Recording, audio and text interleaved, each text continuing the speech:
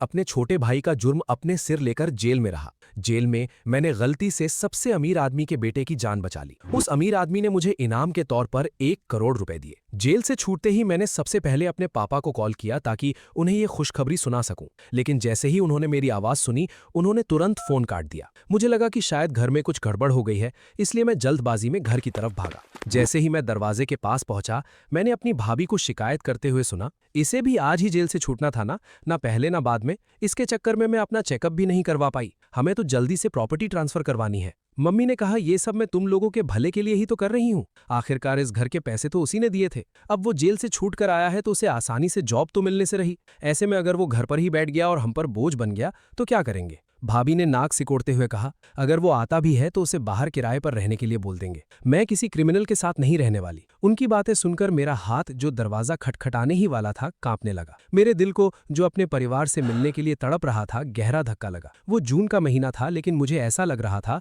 जैसे मैं किसी बर्फ की गुफा में खड़ा हूं। ये वही दरवाजा था जिसे मैं जेल में पिछले 5 सालों से दिन रात याद कर रहा था। लेकिन इस वक्त मैं इस दरवाजे के सामने ऐसा खड़ा था मानो किसी खाई के किनारे खड़ा हूं। मैं काफी देर तक वहां से हिल भी नहीं पाया। मुझे पता था कि मम्मी पापा हमेशा से मेरे भाई को ज्यादा प्यार करते थे, लेकिन मेरा भाई बचपन से ही मुझसे बहुत जुड़ा हुआ था। और मैंने जो जेल काटी थी, वो भी तो उसी का जुर्म अपने सिर लेकर काटी थी। वो तो मुझे घर से बाहर निकालने के बारे में सोच भी नहीं सकता। ये सोचकर मैंने आखिरकार दरवाजा खटखटाया। मम्मी ने दरवाजा खोला। मुझे देखकर उन्होंने झूठी हैरानी जताते हुए कहा, अरे जो, तुम इतनी जल्दी कैसे आ गए? तुम्हारे पापा तो अभी तुम्हें ही लेने जाने की बात कर रहे थे। ये कहने के बाद उन्होंने मुझे ऊपर से नीचे तक देखा और एक झूठी हमदर्दी का नाटक करते हुए बोली, हाय राम, इन सालों में तुमने बहुत दुख झेले हैं। तुम तो कितने दुबले हो गए हो। काश मैं दरवाजे के बाहर खड़ा ना होता। काश मैंने उनकी वो बातें ना सुनी होती। और काश उनकी ये हमदर्दी सच्ची होती। मैंने भारी मन से कहा, कोई बात नहीं, अब तो कैब भी आसानी से मिल जाती है। ये कहते हुए मैं घर के अंदर आ गया। तभी मेरी भाभी आई और मेरे ऊपर पागलों की तरह सैनिटाइजर स्प्रे करने लगी। ऐसा लग रहा था मानो वो पूरी बोतल ही मेरे ऊपर खाली कर देगी। उसने कहा, कुछ गलत मत समझना, मैं तो बस तुम्हारी बुरी नजर उतार रही हूँ। कहने को तो वो कह रही थी कि कुछ गलत मत समझना, लेकिन उसके चेहरे पर मेरे लिए जो नफरत और घिन थी, वो साफ झलक रही थी। उसे इस बात से घिन आ रही थी कि मैं एक क्रिमिनल हूँ, लेकिन शायद वो ये भूल गई थी कि मैं उसके और मेरे भाई के लिए ही जेल गया था।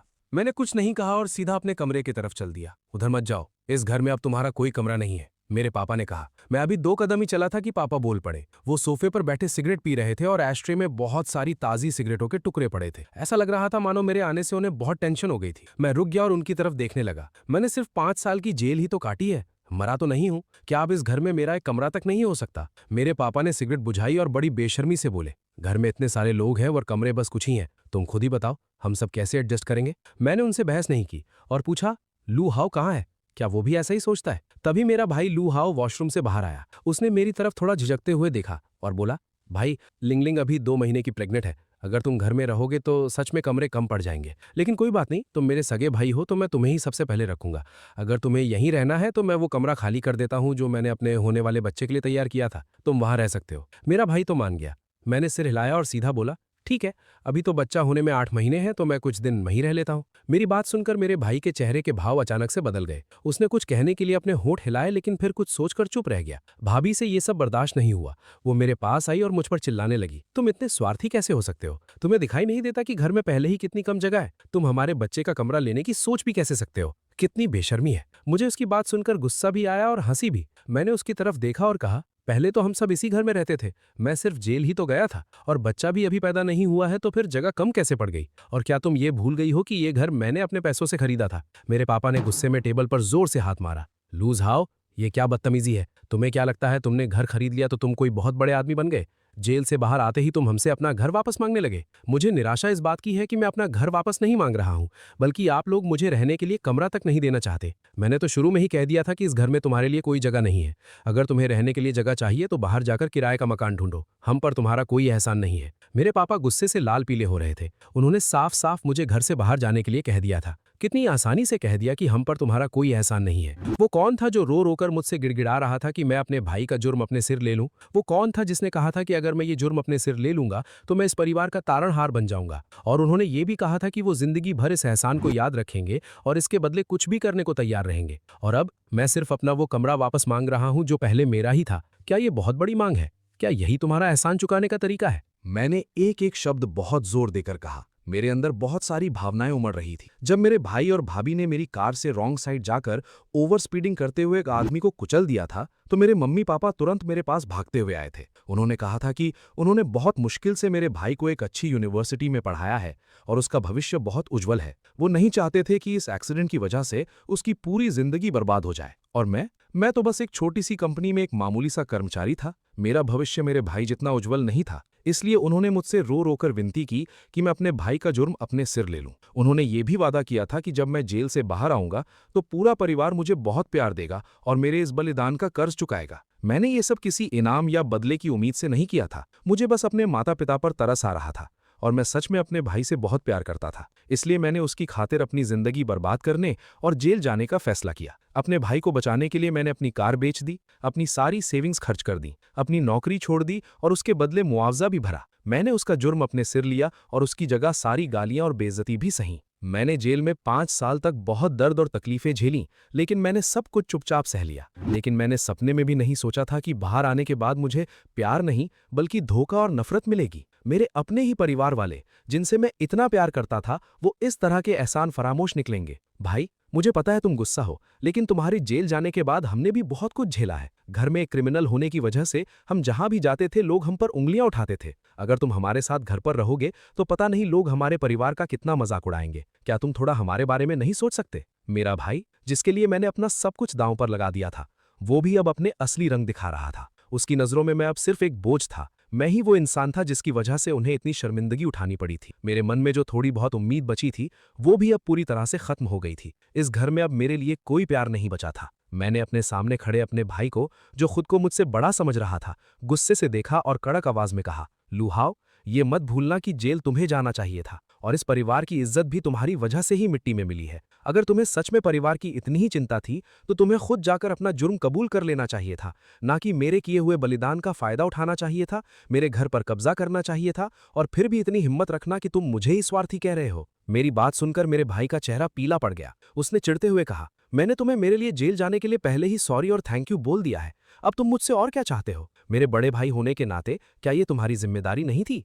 क्या तुम्हें इसी एक बात को बार बार दोहराने की जरूरत है? उसने ये बात इतनी आसानी से कह दी जैसे मेरे 5 साल जेल में काटना वैसा ही था जैसे बचपन में मैं उसे अपने हिस्से का बड़ा चिकन पीस दे देता था और एक थैंक यू से सब कुछ बराबर हो गया। मेरे पापा ने हमेशा की तरह मेरे भाई का ही पक्ष लिया और मुझ पर चिल्लाते हुए बोले, बड़ा भाई पिता के समान होता है। तुमने अपने भाई के लिए कुछ कर क्या दिया? तुम तो उसका एहसान जताने लगे। तुम इतने छोटे दिल वाले कैसे हो सकते हो? तुम बस एक नकारा इंसान हो जो जेल से छूट कर आया है। तुम यहाँ घर में सिर्फ इसलिए रहना चाहते हो ताकि तुम हम पर बोझ बन सको और हमारा खून चूस सको, है ना? अगर तुम यहाँ घर में बैठकर मुफ्त की रोटियां तोड़ोगे तो मेरे होने वाले बच्चे का क्या होगा? भाभी ने अपने पेट पर हाथ फेरते हुए बड़ी बेरहमी से कहा। मेरी मम्मी का चेहरा भी बहुत गंभीर था। उन्होंने मुझे समझाते हुए कहा, जू, मैं और तुम्हारे पापा अभी भी अपने पोते का मुंह देखने का इंतजार कर रहे हैं। अब तुम भी कोई बच्चे नहीं हो। अगर तुम बाहर जाकर अकेले भी रहोगे तो भी ठीक ही है। वे सब एक एक करके बोल रहे थे और उनका हर एक शब्द मेरे दिल में खंजर की तरह चुभ रहा था। मुझे उनसे बहुत निराशा हुई थी, लेकिन फिर भी मेरी आंखें भर आईं। मैं नहीं चाहता था कि मैं उनके सामने रोऊं। मैंने भारी आवाज में उनकी तरफ देखते हुए कहा, अब समझ में आया कि मैं 5 साल जेल में रहा, लेकिन तुम लोगों में से कोई एक बार भी मुझसे मिलने क्यों नहीं आया। मैं खुद को हमेशा यही समझाता था कि तुम लोग बहुत बिजी हो इसलिए मुझसे मिलने नहीं आ पा रहे हो, लेकिन असल बात तो ये थी कि तुम्हें मेरी वजह से शर्मिंदगी महसूस होती थी। मैंने अपना सिर ऊपर किया और अपने आंसुओं को वापस अंदर धकेल दिया। फिर मैंने एक एक शब्द चबाते हुए पूछा, मैं बस तुम लोगों से एक ही सवाल पूछना चाहता हूं, क्या तुम लोगों ने सच में आज मुझे घर से बाहर निकालने का फैसला कर लिया है? हाँ, मेरी मम्मी ने बिना किसी हिचकिचाहट के जवाब दिया। मेरी मम्मी, मेरा भाई और मेरी भाभी, सबके चेहरों पर एक अजीब सी कठोरता थी। ऐसा लग रहा था मानो इस मामले में अब कोई बहस या बातचीत नहीं हो सकती थी। उनकी आंखों में मेरे लिए एक पल के लिए भी कोई प्यार या हमदर्दी नजर नहीं आ रही थी। मैंने सिर हिलाया और पक्के इरादे से कहा, ठीक है, अगर ऐसा ही है तो आज से मेरा तुम लोगों से कोई रिश्ता नहीं है। मैं बस यही उम्मीद करता हूं कि तुम लोगों को अपने इस फैसले पर कभी पछतावा ना हो। ये घर अब मेरे लिए कोई मायने नहीं रखता। मैंने जो 1 करोड़ रुपए उनके साथ बांटने का सोचा था, अब उससे उनका कोई लेना देना नहीं था। ये कहकर मैं मुड़ा और बिना पीछे मुड़े घर से बाहर निकल गया। मेरे पीछे से मेरी भाभी की नफरत भरी आवाज आई, तुम किस बात का नाटक कर रहे हो? हमारे लिए ये बहुत अच्छी बात है कि हमारा तुम्हारे जैसे एक लूजर क्रिमिनल से कोई रिश्ता नहीं रहा। हमें किस बात का पछतावा होगा? मैं उस घर को छोड़कर बाहर आ गया जहां अब मेरे लिए कोई अपनापन नहीं बचा था। मैं काफी देर तक सड़कों पर यूं ही भटकता रहा, आखिर में मैंने एक होटल में कमरा लिया और वहीं रुकने का फैसला किया। मैंने ऑनलाइन एक बहुत ही महंगे वकील से कंसल्ट किया। मैंने उनसे पूछा कि क्या मैं वो घर वापस ले सकता हूं जो मैंने अपने पैसों से खरीदा था, लेकिन वो मेरे माता पिता के नाम पर है। वकील ने कहा कि अगर मैं ये साबित कर दूं कि उस घर को खरीदने के लिए पैसे मैंने ही दिए थे तो मैं अपना घर वापस ले सकता हूं। मुझे हमेशा से ही अपने सारे जरूरी डॉक्यूमेंट्स संभाल कर रखने की आदत थी। मेरे पास अभी भी वो सारे डॉक्यूमेंट्स थे जो मैंने वो घर खरीदते वक्त इस्तेमाल किए थे। मैंने तुरंत उस वकील को हायर कर लिया ताकि वो मेरा घर वापस दिलाने में मेरी मदद कर सके। ये सब करने के बाद मैं सीधा अपने बिस्तर पर गिरा और गहरी नींद में सो गया। अगले दिन मैं सीधा उस विला एरिया के सेल्स ऑफिस गया। किस्मत से वहां उस वक्त एक अच्छा डिस्काउंट ऑफर चल रहा था। मैंने बिना कुछ सोचे समझे एक ही बार में पूरी पेमेंट करके 10 फुल फर्निश्ड विला खरीद लिए। फिर मैंने जल्दी जल्दी उनमें सारा जरूरी सामान और फर्नीचर सेट करवाया। मैं खुद एक विला में शिफ्ट हो गया और अपने लिए एक मेड भी रख ली जो मेरे लिए खाना बनाती थी और घर की सफाई करती थी। बाकी बचे 9 विला मैंने किराए पर दे दिए। मेरा हमेशा से ही सपना था कि मेरे पास बहुत सारे घर हों और मैं उनसे किराया वसूल करूं। मैंने कभी नहीं सोचा था कि जेल जाने के बाद मेरा ये सपना इतनी जल्दी सच हो जाएगा। अब मैं सिर्फ उन 9 विला के किराए से ही इतना पैसा कमा लेता था कि मैं उसे खर्च भी नहीं कर पाता था। मेरी जिंदगी बहुत मजे में कट रही थी। एक महीने बाद मेरे पास मेरे पापा का कॉल आया। लूजाओ, क्या तुम पागल हो गए हो? तुमने हम पर केस कर दिया। मैंने बड़े ही शांत स्वर में जवाब दिया, मैंने उन लोगों पर केस किया है जिन्होंने मेरे घर पर जबरदस्ती कब्जा किया हुआ है। अच्छा जी, लूजाओ, मानना पड़ेगा। आखिर जेल की हवा जो खाकर आए हो, तुम्हारे पास तो बहुत सारे पैंतरे हैं और तुम्हारा दिल भी बहुत काला है। क्या तुम सच में हमारे घर की ये बातें सरेआम उछालना चाहते हो? फोन पर भी मैं अपने पापा के गुस्से से तमतमाते हुए चेहरे को साफ महसूस कर सकता था। क्या ये सब आप ही लोगों ने नहीं सिखाया है? मैंने ताना मारते हुए कहा। ये सुनकर मेरी मम्मी भी फोन पर चिल्लाने लगी। लूजाओ, अगर तुम्हें ये घर वापस भी मिल गया तो क्या उखाड़ लोगे? ये मत भूलना कि तुम्हारा भाई अब एक बहुत बड़ी कंपनी में जॉब करता है और हर महीने हजारों रुपए कमाता है, और तुम तो बस एक क्रिमिनल हो जिसे कोई जॉब भी नहीं देना चाहता। तुम्हारे पास कोई कमाई का जरिया नहीं है तो तुम अपनी जिंदगी कैसे गुजारोगे? आखिर में तुम्हें अपने भाई के सामने ही हाथ फैलाने पड़ेंगे। क्या तुम सच में सिर्फ एक घर के लिए हमसे सारे रिश्ते तोड़ना चाहते हो? मुझे ये घर इसलिए वापस नहीं चाहिए क्योंकि मुझे इसकी जरूरत है, बल्कि इसलिए चाहिए क्योंकि मैं तुम जैसे एहसान फरामोश लोगों को वहां रहने नहीं देना चाहता। मैंने फोन पर उनके चिल्लाने को नजरअंदाज किया और ये बात कहकर सीधा फोन काट दिया। मैंने अभी फोन नीचे रखा ही था कि किसी ने मेरे विला का दरवाजा खटखटाया। मैंने जाकर दरवाजा खोला तो देखा कि बाहर एक बहुत ही हॉट और खूबसूरत लड़की खड़ी थी। हेलो लैंडलॉर्ड, मैं विला नंबर 2 में रहती हूँ। मेरा नाम सु11 है। मुझे इस लड़की का थोड़ा थोड़ा याद आ रहा था। मुझे याद है कि ये मेरी पहली किराएदार थी। हमारी डील बहुत ही आसानी से हो गई थी। उसे मेरा विला बहुत पसंद आया था और उसने उसी वक्त कॉन्ट्रैक्ट साइन कर लिया था। मैंने उसे हैरानी से देखा और पूछा, कोई काम था क्या? उसने अपने बालों को सहलाया और थोड़ी हिचकिचाहट के साथ बोली, बात यह है कि मैं अपने घर पर एक स्कूल रियूनियन पार्टी कर रही हूँ। मेरे सारे पुराने क्लासमेट्स ने सुन रखा है कि हमारा लैंडलॉर्ड बहुत ही अमीर और शानदार इंसान है जिसने एक ही बार में 10 विला खरीद लिए हैं। वो सब आपसे मिलना चाहते हैं। मैं बस ये पूछने आई थी कि क्या आप मेरी खातिर मेरी पार्टी में आ सकते हैं? ये कहते हुए जू11 शर्मा रही थी और उसका चेहरा थोड़ा लाल हो गया था। चूंकि मैं उसे ज्यादा अच्छी तरह से नहीं जानता था तो मेरा पहला रिएक्शन तो मना करने का ही था, लेकिन जब मैंने उसकी उन बड़ी बड़ी मिन्नतें करती हुई आंखों को देखा तो मैं उसे मना नहीं कर पाया। मुझे यूं सोच में पड़ा देखकर जू11 ने अपने दोनों हाथ जोड़े और बड़े ही प्यार से कहा, प्लीज लैंडलॉर्ड भाई, मान जाओ ना। मैंने अपने उन पुराने क्लासमेट्स के सामने बहुत बड़ी बड़ी डींगे हाँक दी हैं कि मैं तुम्हें बहुत अच्छी तरह से जानती हूँ। मैंने उन्हें यह भी कहा था कि मैं तुम्हें वहां बुलाऊंगी ताकि वो सब तुम्हें देख सके। प्लीज मेरी मदद कर दो। क्या तुम मुझे सबके सामने शर्मिंदा होने दोगे? मुझमें एक बहुत बड़ी कमी है, मैं बहुत जल्दी पिघल जाता हूँ। अगर कोई मुझसे मिन्नतें करता है तो मैं उसे मना नहीं कर पाता। ठीक है, मैं थोड़ी देर में आता हूँ। जब मैंने आखिरकार हामी भर दी तो जू11 खुशी से उछल पड़ी। ग्रेट, मैं विला में तुम्हारा इंतजार कर रही हूँ। जू11 के जाने के बाद मैंने अपने नाइट सूट की जगह एक अच्छा सा सूट पहना और उसके विला का दरवाजा खटखटाया।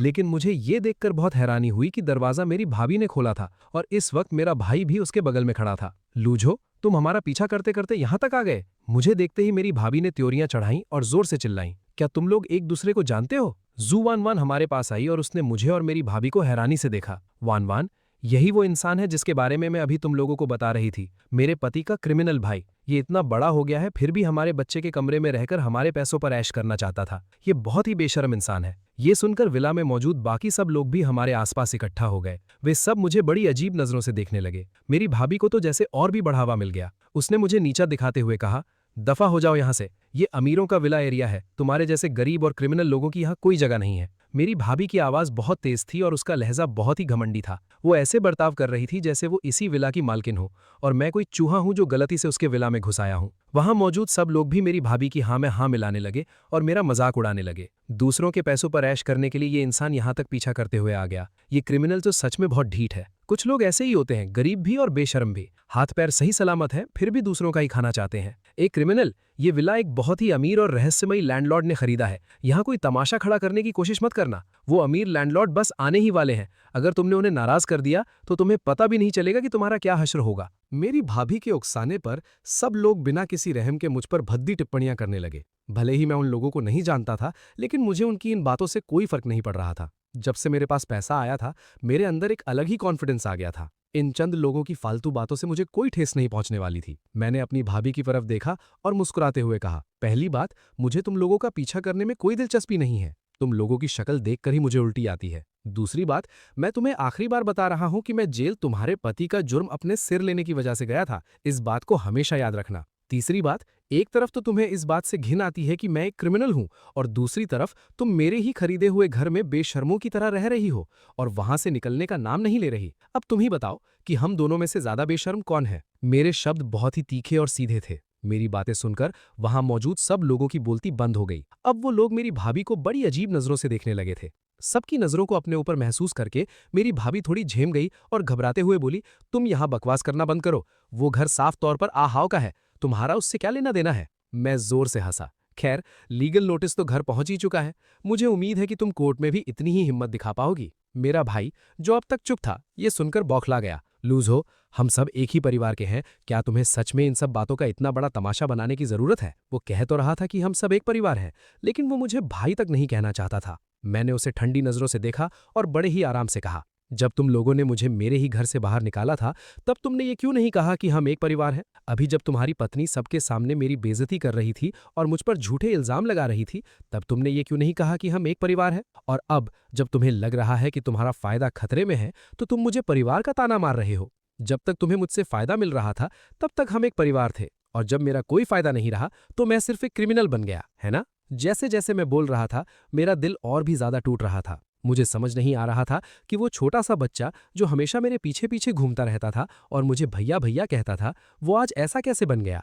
तुम खुद को कुछ ज्यादा ही अहमियत दे रहे हो। तुम तो बस एक मामूली से क्रिमिनल हो जिसके पास ना पैसा है ना नौकरी। हमें तुमसे क्या फायदा होगा? हम तो बस यही चाहते हैं कि तुम खून चूसने वाली जोक की तरह हमसे ना चिपको। बस यही बहुत है, समझे? मेरी भाभी ने फिर से अपना सिर घमंड से ऊपर उठाया और मुझे नीचा दिखाना शुरू कर दिया। क्या तुम लोगों के बीच कोई गलतफहमी है? सू वनवान, जो अब तक कुछ समझ नहीं पा रही थी, आखिरकार बोल ही पड़ी। भले ही वो मुझे अच्छी तरह से नहीं जानती थी, लेकिन वो इतना जरूर जानती थी कि 10 विला खरीदने वाला अमीर इंसान और मेरी भाभी की नजरों में वो खून चूसने वाला क्रिमिनल दोनों एक ही इंसान नहीं हो सकते थे। कोई गलतफहमी नहीं है वनवन। तुम इस क्रिमिनल की भोली शक्ल पर मत जाना। ये एक बहुत ही घटिया इंसान है जो दूसरों के पैसों पर ऐश करना चाहता है। तुम जल्दी से पुलिस को बुलाओ और इसे यहाँ से बाहर निकालो। कहीं ऐसा ना हो कि ये तुम पर भी बोझ बन जाए। मेरी भाभी ने मेरी तरफ बड़ी ही शातिर नजरों से देखा, जैसे वो कोई बहुत बड़ा तमाशा देखने का इंतजार कर रही हो। लेकिन मैंने ही तो इन्हें यहाँ खास तौर पर बुलाया है, युंग वनवन ने बहुत ही सीरियस होकर समझाया। मैं जिस अमीर लैंडलॉर्ड की बात कर रही थी, जिसने एक साथ 10 विला खरीदे हैं, वो यही है। ये सुनकर मेरे भाई और भाभी की आंखें फटी की फटी रह गईं। क्या ये वो अमीर लैंडलॉर्ड है? ये कैसे हो सकता है? वो दोनों हक्के बक्के रह गए। युंग वनवन ने सिर हिलाया और पूरे कॉन्फिडेंस के साथ कहा, हाँ, यही है, ये मेरे लैंडलॉर्ड है। मैं इन्हें पहचानने में कोई गलती नहीं कर सकती। अब वहां मौजूद सब लोगों के चेहरे के रंग उड़ गए थे। वो सब मुझे बड़ी हैरानी से देखने लगे। ये मुमकिन ही नहीं है। लूजोंग, तुमने जरूर कोई चाल चली होगी और वनवन को बेवकूफ बनाया होगा, या फिर तुम उस अमीर लैंडलॉर्ड होने का नाटक कर रहे हो। मेरी भाभी पूरे यकीन से बोली। एक तरफ वो क्रिमिनल जिसे वो सबसे ज्यादा नीचा समझती थी, और दूसरी तरफ वो अमीर लैंडलॉर्ड जिसके सिर्फ वो सपने ही देख सकती थी। वो इन दोनों को एक ही इंसान मानने के लिए तैयार ही नहीं थी। मैंने उसे ऐसे देखा जैसे वो कोई जोकर हो, और बड़े ही शांत स्वर में कहा, तुम्हें जो सोचना है सोचो। ये कहकर मैं युंग वनवन की तरफ मुड़ा और बहुत ही तमीज से बोला, आई एम सॉरी, मैंने तुम्हारी पार्टी का मजा किरकिरा कर दिया। तुम लोग अपनी पार्टी एंजॉय करो, मैं चलता हूँ। ये कहकर मैं मुड़ा और वहां से चल दिया। तभी मेरा भाई मेरे पीछे भागता हुआ आया और उसने मेरा रास्ता रोककर खड़ा हो गया। उसके चेहरे पर अजीब से भाव थे।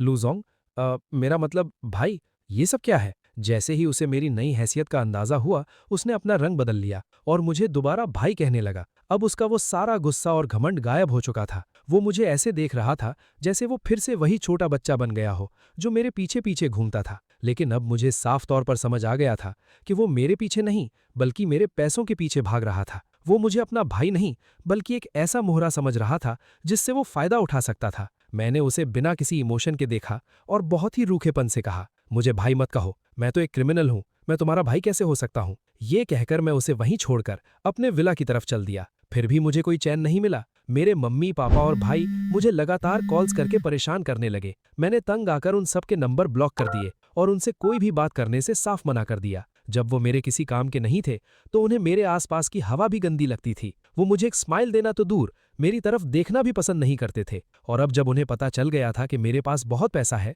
तो वो लोग बेशर्मों की तरह मेरे पीछे पड़ गए थे और मुझसे बात करने के लिए तड़प रहे थे। मैं उनके असली चेहरों को अच्छी तरह से पहचान चुका था। ऐसे परिवार का ना होना ही बेहतर है। उस रात मैं बहुत गहरी और सुकून भरी नींद सोया। अगले दिन सुबह सुबह किसी ने मेरे विला का दरवाजा बहुत जोर जोर से खटखटाया। मैं नींद में ही उठा और दरवाजा खोलने गया। मैंने दरवाजा थोड़ा सा ही खोला था कि मेरे मम्मी पापा और भाई ने उसे जोर से धक्का देकर पूरा खोल दिया। वो लोग मुझे पूरी तरह से इग्नोर करते हुए सीधे विला के अंदर घुस गए। विला को देखते ही मेरी मम्मी की आंखें खुशी से चमक उठी। वाह, ये विला तो बहुत बड़ा है। आओ, अब तुम्हारा बच्चा यहाँ आराम से खेल कूद सकेगा। हम तो इस लिविंग रूम में एक छोटा सा प्लेग्राउंड भी बना सकते हैं। मेरा भाई भी खुशी से सिर हिलाते हुए बोला, हाँ, अब मेरा बच्चा भी एक अमीर खानदान में पलेगा बढ़ेगा। मेरी भाभी भी पूरे विला में घूम घूम कर सब कुछ देख रही थी और खुशी से चिल्ला रही थी, ग्रेट, अब मैं भी एक अमीर औरत बन जाऊंगी जो विला में रहती है। आओ, मुझे अपने कपड़े और बैग्स रखने के लिए एक अलग से वार्डरोब रूम चाहिए और मुझे एक पर्सनल सोना रूम भी चाहिए ताकि मैं जब भी फ्री हूं तो वहां रिलैक्स कर सकूं और अपना ब्यूटी ट्रीटमेंट कर सकूं। हाँ हाँ, तुम्हें जो चाहिए वो सब मिलेगा, मेरे पापा ने कहा। फिर वो मेरी तरफ मुड़े और ऐसे हुक्म चलाने लगे जैसे मैं उनका कोई नौकर हूं। लूजो, विला के गार्डन में एक टी हाउस बनवा देना। मैं फ्री टाइम में अपने दोस्तों के साथ वहां बैठकर चाय पिया करूंगा। वो सब एक एक करके ऐसे डिमांड कर रहे थे मानो ये विला उनका ही हो और उनका ऐसा करना उनका हक हो। मैं जो अभी तक नींद में था उनकी बातें सुनकर एकदम से होश में आ गया। मैंने बिना सोचे समझे कहा, ये मेरा घर है, तुम लोगों के दिन में सपने देखने की जगह नहीं है। मेरी बात सुनकर वो चारों मुझे गुस्से से घूरने लगे। मेरे पापा ने सबसे पहले बोलना शुरू किया, लूजो, हमें सब पता चल गया है। तुमने जेल में किसी अमीर आदमी की जान बचाई थी और उसने तुम्हें इनाम के तौर पर 1 करोड़ रुपए दिए हैं। तुम बस उस पैसे का आधा हिस्सा हमें दे दो। इसके अलावा तुमने 10 विला खरीदे हैं ना, एक विला मुझे और तुम्हारी मम्मी को दे दो और एक विला तुम्हारे भाई और भाभी को दे दो। मेरे पापा इस तरह से बात कर रहे थे जैसे वो मुझ पर कोई बहुत बड़ा एहसान कर रहे हो। ऐसा लग रहा था मानो वो पूरी प्लानिंग के साथ आए थे। मैंने भी कोई लिहाज नहीं किया और सीधा कहा, मेरे पैसे और मेरे विला से तुम लोगों का क्या लेना देना है। मेरी बात सुनकर मेरी मम्मी गुस्से से लाल पीली हो गई और अपने कमर पर हाथ रखकर चिल्लाने लगी, तुम कितने एहसान फरामोश हो, ये मत भूलना कि तुम हमारी वजह से ही जेल गए थे।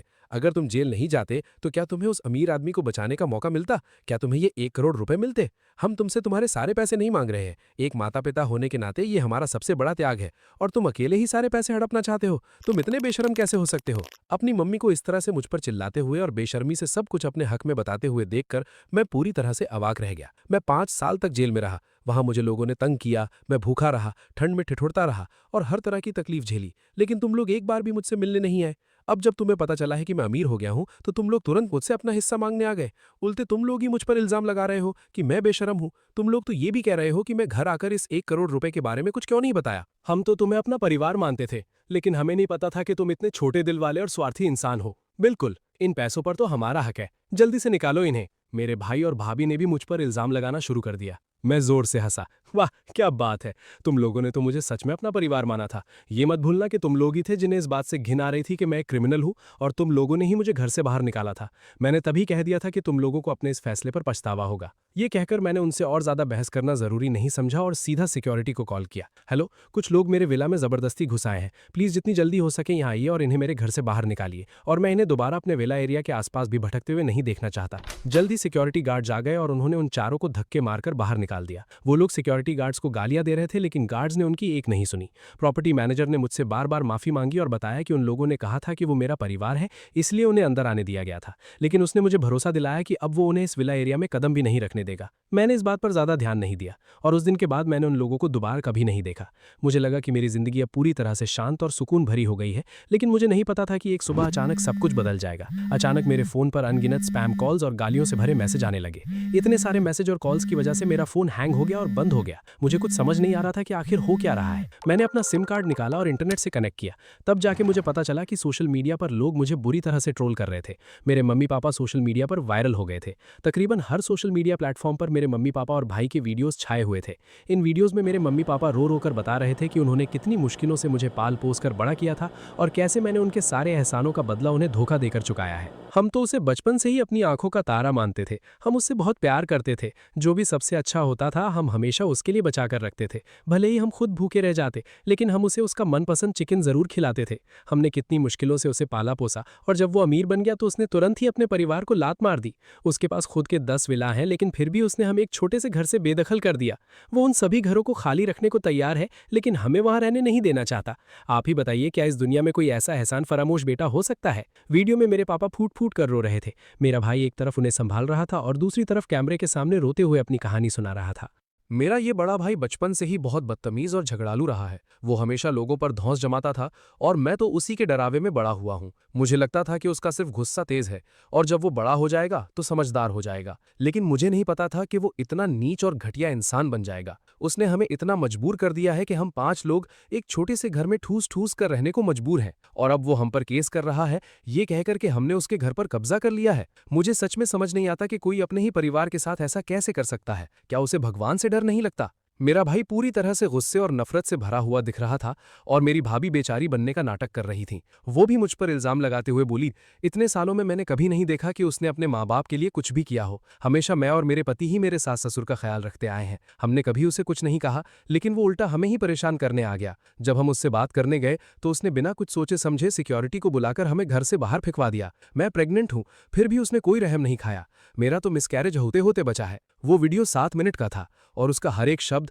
हर एक आंसू मुझ पर इल्जाम लगा रहा था। वीडियो के आखिर में उन्होंने मेरी सारी पर्सनल डिटेल्स भी शेयर कर दी थी। उन्होंने ये झूठी कहानी रचकर मुझे पूरे देश के सामने एक ऐसा विलन बना दिया था जिससे हर कोई नफरत करने लगा था। मेरा फ़ोन नंबर, मेरे सोशल मीडिया अकाउंट्स और हर वो जगह जहां लोग मुझसे कांटेक्ट कर सकते थे, गालियों और नफरत भरे मैसेजेस से भर गए थे। मुझे पता था कि वो मुझे पूरी तरह से बर्बाद करना चाहते थे। भले ही मैंने उनसे अपने सारे रिश्ते तोड़ लिए थे, लेकिन उन्हें इतनी बेशर्मी से मुझ पर झूठे इल्जाम लगाते देखकर मेरे दिल को बहुत गहरी चोट लगी थी। आखिरकार हम एक ही परिवार के थे। वो सच में मुझे किसी भी कीमत पर जीने नहीं देना चाहते थे। चूंकि वही इतने बेरहम हो गए थे, तो अब मैं भी उनके साथ कोई मुरव्वत नहीं करने वाला था। मैंने उस सबसे अमीर आदमी को कॉल किया। जब मैंने उसके बेटे की जान बचाई थी तो उसने मुझे 1 करोड़ रुपए देने के साथ साथ अपना पर्सनल नंबर भी दिया था। उसने कहा था कि अगर मुझे कभी भी किसी भी मदद की जरूरत हो तो मैं उसे कॉल कर सकता हूँ। जैसे ही उसने सुना कि मैं बोल रहा हूँ, वो बहुत ही प्यार से बोला, अरे जाओ, मैंने इंटरनेट पर तुम्हारे बारे में जो कुछ भी चल रहा है वो सब देखा है।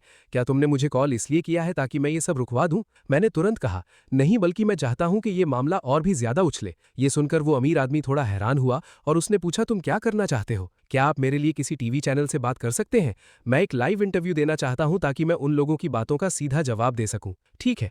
उस अमीर आदमी ने बिना कोई सवाल किए तुरंत हामी भर दी। उसी दिन एक टीवी चैनल के स्टाफ ने मुझसे कांटेक्ट किया। अगले दिन ये खबर आग की तरह फैल गई। एहसान फरामोश करोड़पति अपने परिवार के इल्जामों का जवाब देने के लिए टीवी पर लाइव इंटरव्यू देगा। हर कोई इसी बारे में बात कर रहा था। टीवी चैनल ने अभी तक अपना लाइव ब्रॉडकास्ट शुरू भी नहीं किया था, लेकिन इंटरनेट पर लोगों ने इस खबर को पहले ही वायरल कर दिया था। सब लोग कमेंट सेक्शन में पागलों की तरह ब्रॉडकास्ट शुरू करने की मांग कर रहे थे। आधे घंटे बाद टीवी चैनल का लाइव ब्रॉडकास्ट शुरू हुआ और मैं धीरे धीरे चलते हुए स्टेज पर आया। मैं कैमरे के सामने खड़ा था। मेरे सामने एक बहुत बड़ी स्क्रीन लगी हुई थी जिस पर लाइव ब्रॉडकास्ट के कमेंट्स आ रहे थे। इस वक्त कमेंट सेक्शन में लोग मुझे गंदी गंदी गालियां दे रहे थे। मैं वो सब कुछ बहुत ही साफ साफ पढ़ पा रहा था। होस्ट मेरे बगल में बैठा था। उसने मुझसे बहुत ही तमीज से पूछा, मिस्टर लू, आपके परिवार ने रो रोकर आप पे एहसान फरामोश होने का इल्जाम लगाया है। आप इस बारे में क्या कहना चाहते हैं? मैंने कैमरे की तरफ देखा और बहुत ही सीरियस होकर कहा, सबसे पहले मैं अपनी जिंदगी की कहानी सुनाना चाहता हूँ। मेरा नाम लू चौ है। मेरा जन्म एक बहुत ही गरीब परिवार में हुआ था।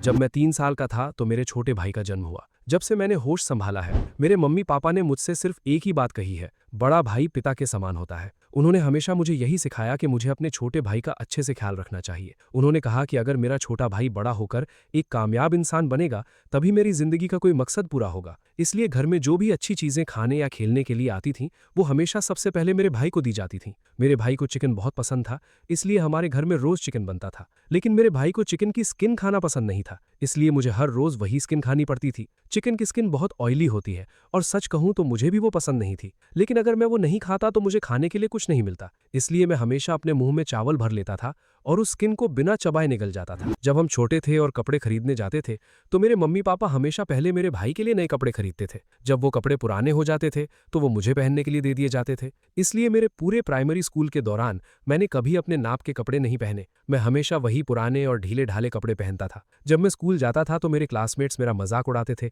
वो कहते थे कि मैं हमेशा टाइट कपड़े पहनता हूं और किसी साइको की तरह लगता हूं। मुझे बहुत शर्मिंदगी महसूस होती थी और मैं घर आकर रोता था। मैं अपने मम्मी पापा से शिकायत करता था, लेकिन मेरी बात सुनकर वो सिर्फ इतना कहते थे कि मुझे कम खाना चाहिए ताकि मैं पतला रहूं और जल्दी बड़ा ना हूं। इस तरह मुझे अपने भाई के कपड़े इतने टाइट नहीं लगेंगे। वो ये भी कहते थे कि मेरे लिए नए कपड़े खरीदने के बजाय उन पैसों से वो मेरे भाई के लिए कितने सारे खिलौने खरीद सकते हैं। वो मुझे डांटते थे कि मैं अपने भाई के बारे में क्यों नहीं सोचता और मुझे उसकी फिक्र क्यों नहीं है। उस दिन के बाद मुझे वो चिकन की स्किन मिलनी भी बंद हो गई। जब मैं मिडिल स्कूल में था तब मेरा भाई बहुत अच्छा खाता था और बहुत तेजी से बढ़ रहा था। मैं कमजोर और छोटे कद का था, इसलिए मेरा भाई बहुत जल्दी मेरी हाइट तक पहुंच गया। इस वजह से आखिरकार मुझे मिडिल स्कूल में अपने नाप के पुराने कपड़े पहनने को मिल गए। मैं उस वक्त बहुत खुश था। लेकिन कुछ दिनों बाद मेरे मम्मी पापा ने मुझे स्कूल छोड़कर काम करने के लिए कह दिया। उन्होंने कहा कि मेरा भाई ट्यूशन क्लासेस लेना चाहता है और उनके पास इतने पैसे नहीं हैं कि वो हम दोनों को पढ़ा सकें। मुझे उस वक्त पढ़ाई करना बहुत पसंद था और मैं बिल्कुल भी स्कूल छोड़ना नहीं चाहता था। मैंने उनसे कहा कि मेरे ग्रेड्स बहुत अच्छे हैं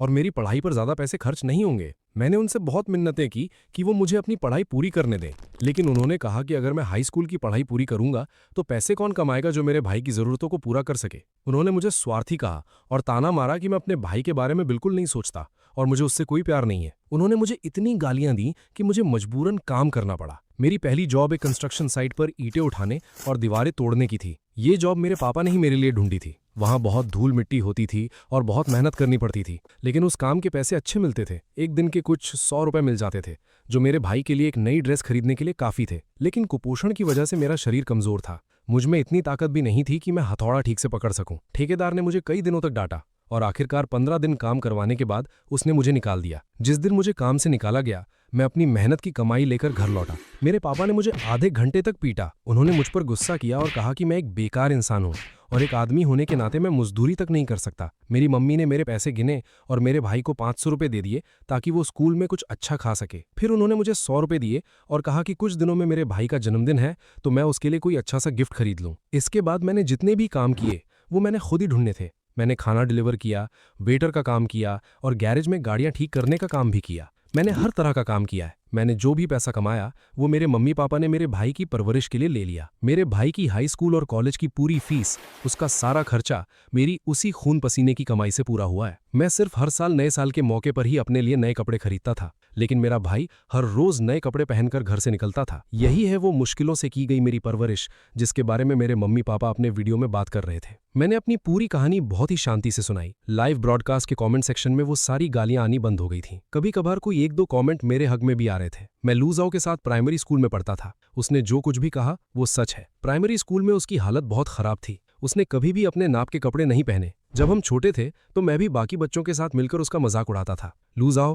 आई एम सॉरी, मैं बचपन में नासमझ था, मुझे माफ कर दो। मैं उसके साथ मिडिल स्कूल में पढ़ती थी। मिडिल स्कूल में उसके ग्रेड्स बहुत अच्छे थे। जब हमारे टीचर को पता चला कि वो स्कूल छोड़ने वाला है तो वो खास तौर पर उसके घर गए थे और उसके मम्मी पापा से रिक्वेस्ट की थी कि वो उसे अपनी पढ़ाई पूरी करने दें, लेकिन उन्होंने एक ना सुनी। उस दिन हम लोग क्लास में ही थे जब उसके मम्मी पापा अचानक क्लास में घुसाए और लूजो को जबरदस्ती वहां से खींच कर ले गए। उसके बाद वो कभी स्कूल नहीं लौटा। उस लाइव ब्रॉडकास्ट को लाखों लोग देख रहे थे, लेकिन कमेंट सेक्शन पूरी तरह से शांत था। स्क्रीन के उस पार मुझे ऐसा लग रहा था मानो अनगिनत आंखें मुझे देख रही हों। होस्ट ने अपनी भावनाओं पर काबू पाया और बहुत ही प्यार से मेरी तरफ देखते हुए पूछा, फिर क्या हुआ? ऐसा क्या हुआ कि आपके परिवार ने इंटरनेट पर आपके खिलाफ इस तरह के इल्जाम लगाए? मैं हल्का सा मुस्कुराया। उसके बाद मैंने अपनी 10 साल की मेहनत की कमाई जो मैंने भूखे प्यासे रहकर बचाई थी, उससे फुल पेमेंट पर 3 कमरों का एक घर खरीदा। जब मुझे घर की चाबियां मिलने वाली थीं तो मेरे मम्मी पापा भी मेरे साथ गए थे। उन्होंने अचानक से मुझसे माफ़ी मांगनी शुरू कर दी। उन्होंने कहा कि उन्होंने बचपन में मेरे साथ जो भी बुरा बर्ताव किया था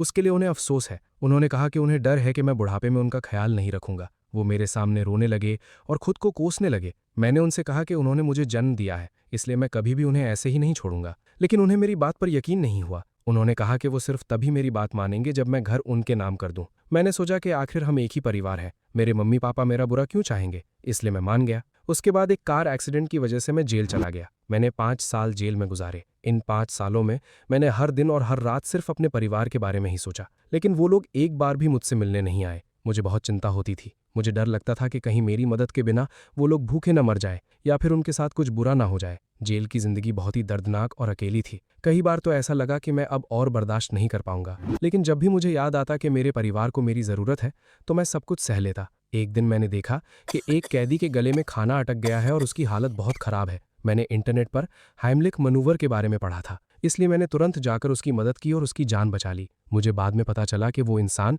देश के सबसे अमीर आदमी का बेटा था। मेरी इस मदद के बदले उस अमीर आदमी ने मुझे 1 करोड़ रुपए दिए। जिस दिन मैं जेल से छूटा, मैंने सबसे पहले अपने पापा को कॉल किया ताकि उन्हें ये खुशखबरी सुना सकूं। मैंने तो ये भी सोच लिया था कि इन पैसों को मैं अपने परिवार के साथ कैसे बांटूंगा, लेकिन जैसे ही मेरे पापा को पता चला कि मैं बोल रहा हूं, उन्होंने तुरंत फ़ोन काट दिया। उस वक्त मुझे लगा कि शायद घर में कोई परेशानी है, इसलिए मैं भागता हुआ घर पहुंचा। लेकिन जब मैं घर पहुंचा तो मुझे पता चला कि मेरे मम्मी पापा ने वो घर मेरे भाई के नाम पर ट्रांसफ़र कर दिया था। उन्हें डर था कि मैं उनके साथ रहूंगा तो मैं उनके पैसों पर ऐश करूंगा। वो किसी भी तरह से मुझसे पीछा छुड़ाना चाहते थे। उन्होंने कहा कि मैं एक क्रिमिनल हूं और मुझे कोई नौकरी नहीं देगा, इसलिए मैं उन पर एक बोझ बन जाऊंगा और सिर्फ उनका खून चूसूंगा। मैंने इतने सालों तक उनके लिए जो कुछ भी किया, उन्होंने उस सबको नज़रअंदाज कर दिया। जैसे ही उन्होंने देखा कि मैं मुसीबत में हूं और मुझे उनकी मदद की ज़रूरत है, उन्होंने मुझे किसी बीमारी की तरह खुद से दूर कर दिया। शुरू से लेकर आखिर तक उन्होंने मुझे एक बार भी प्यार से नहीं देखा। मैं 5 सालों तक अपने परिवार से दोबारा मिलने का इंतजार करता रहा, लेकिन बदले में मुझे सिर्फ नफरत और तिरस्कार ही मिला।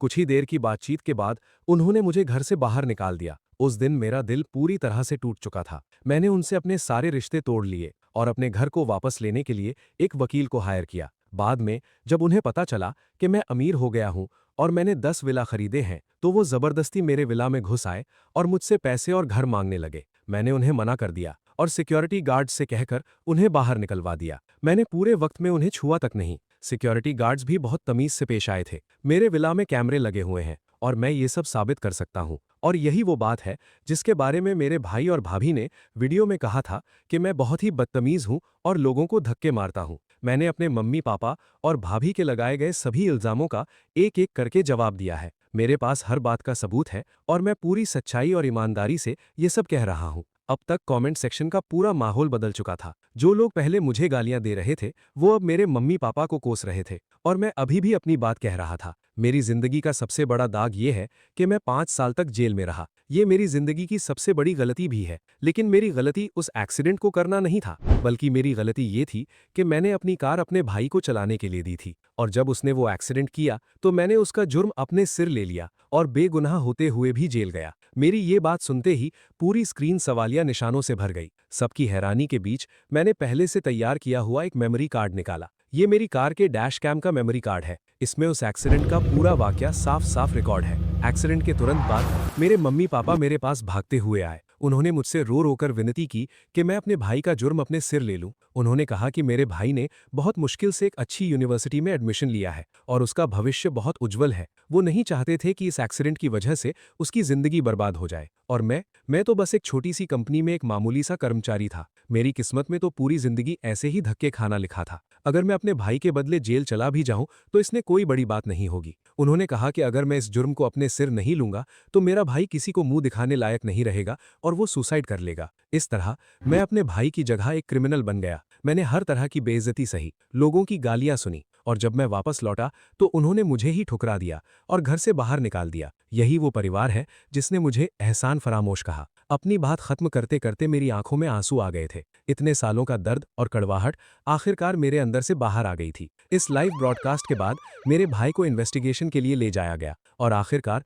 उसे 5 साल की सजा सुनाई गई। मेरी भाभी ये खबर सुनकर सदमे में आ गई और उसी दिन उसका मिसकैरेज हो गया। मेरे मम्मी पापा को भी सोशल मीडिया पर लोगों के गुस्से का सामना करना पड़ा। जो लोग पहले उनका सपोर्ट कर रहे थे वो सब अब उन्हें गालियां दे रहे थे। वो ऐसे विलन बन गए थे जिनसे हर कोई नफरत करता था। उन्हें घर से बाहर निकलते वक्त भी छुपकर जाना पड़ता था। उनकी जिंदगी नर्क बन गई थी। उन्हें मेरे घर से बेदखल कर दिया गया था। वो लोग मेरी भाभी को लेकर किसी पिछड़े इलाके में एक छोटे और खंडहर जैसे घर में किराए पर रहने चले गए। उसके बाद मैंने उन्हें कभी नहीं देखा। चूंकि मैं पहले ही जेल की सजा काट चुका था और मेरे हालात भी कुछ ऐसे ही थे, इसलिए मुझे सिर्फ एक वार्निंग देकर छोड़ दिया गया और मैं वापस अपनी नॉर्मल जिंदगी जीने लगा। अपने परिवार से दूर होने के बाद मैंने आखिरकार एक अमीर लैंडलॉर्ड के रूप में अपनी जिंदगी के मजे लेने शुरू कर दिए।